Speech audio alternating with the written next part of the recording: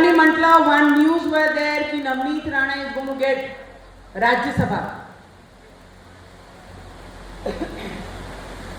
आणि राज्यसभा भेटणार आहे म्हणे आणि 5, 7, 8 दिवस हा खूप चालला की Navneet again is going to become a member of parliament as a member of Rajya Sabha. उत्साह तर होताच, उत्साह कसा नाही राहील.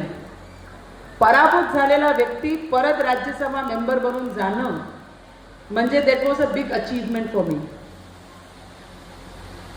जेव्हा मी सुनित्रा पवार ताईचं डिप्टी सीएम ऑफ महाराष्ट्र त्यांचं मी मनापासून धन्यवाद करन आणि ज्यांना मी दादा म्हणते, ज्यांची मी लाडकी बहीण आहे असे आमचे देवेंद्र फडणवीसजी, त्यांचं मी मनापासून धन्यवाद करते की कंटिन्यू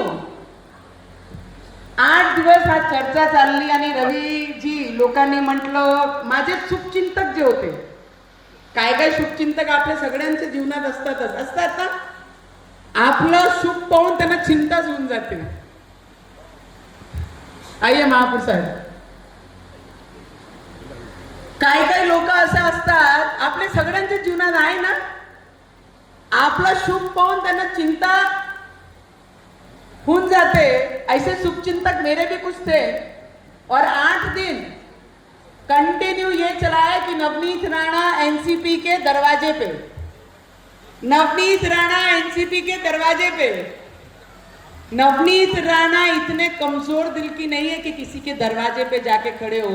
2014 में तो टिकट लेने किसी के यहाँ नहीं गई और आज एक राज्यसभा की पद छोड़कर मैं मेरे निर्णयों के साथ मेरी आइडियोलॉजी और मेरे विचारों को नहीं छोड़ा. इतना मजबूत निर्णय लेके आज मैं मेरे झंडे के साथ खड़ी हूं. ये निर्णय लेना मुझे राजकीय क्षेत्र में आने के बाद लोगों ने सिखाया. दादा रवि जी, जेव्हा सगळ्यांनी म्हटलं की नवनीत राणा आता एनसीपी मध्ये जाईल, एनसीपीच्या माध्यमातून एनसीपी ची राज्यसभा मेंबर बनणार, तेव्हा लोकांना माझे शुभचिंतक जे होते, ज्यांना माझा शुभ पाहून चिंता व्हायला सुरू झाली होती, त्यांना माझं फक्त एवढंच बोलणं आहे की नवनीत राणा आपले विचारांना धोका देणारी नाही. जे विचारांवर आजपर्यंत जगली आहे तेच झेंडा घेऊन येणारे मैदानामध्ये सुद्धा मी याच पद्धतीने उभी राहीन.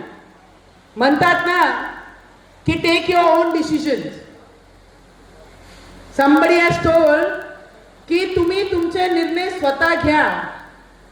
जर तुम्ही तुमचे निर्णय घेण्या क्षमता ठेवली नाही तर तुमचे निर्णय कोणी दुसरा घेईल आणि ते निर्णय घेऊन मी माझे विचारांसोबत उभी राहिली आणि भविष्यात सुद्धा मी माझे विचारांना सोडून कुठे जाणार नाही. पद येईल, पद जाईन, पण माझे विचार माझे शेवटच्या श्वासापर्यंत माझे सोबतच राहीन. तेच विचार सोडून मी कुठेच जाणार नाही. आणि लड़ेंगे ना, फिर लड़ेंगे ना. लड़ना है कि नहीं लड़ना है? कितने लोगों को लगता है नवनीत राणा ने वापिस लड़ना चाहिए और दमदार एंट्री री एंट्री अपन करेंगे? उन्होंने हाथ ऊपर करके बताना मुझे. रवि जी, मैंने तो कमर कसी हुई है, मैंने तो ताकत से कमर कसी है. तो आप सोच लीजिए मैदान में कितनी ताकत से उतरूंगी और लड़ने की ताकत रखी है मैंने.